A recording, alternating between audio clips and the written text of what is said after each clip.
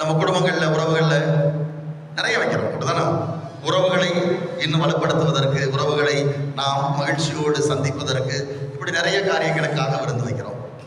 இந்த விருந்து எப்படி இருக்கணும், இந்த விருந்துக்கு வர்றவங்க எப்படி இருக்கணும், இந்த விருந்தை கொடுப்பவர்கள் எப்படி கொடுக்க வேண்டும், இது எல்லாத்தையும் இன்னைக்கு இயேசு சற்று ஆழமாக இந்த தாழ்ச்சி அப்படிங்கிற அந்த விழுமியத்தின் அடிப்படையில் நமக்கு சிந்திப்பதற்கு அழைப்பு கொடுக்கிறார்.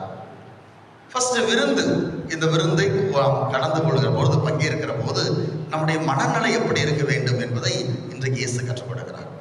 ஒரு தாழ்ச்சியான மனநிலை எப்போதுமே நான் ஒரு விருந்தில் பங்கெடுக்கிற போது எனக்கு இருக்க வேண்டும். அதான் சொல்றார். நான் ஒரு விருந்துக்கு போறேன், இயல்பா பேசுறார், பார்க்கிறார், அங்க நடக்கிற கூத்தெல்லாம் பார்க்கிறார். அவர் விருந்து கலைக்கப்பட்டிருக்கிறார். அந்த வீட்டுக்கு போய் பரிசேயர் அழைத்திருக்கிறார். பரிசேயர் கொஞ்சம் வசதியானவர்கள்.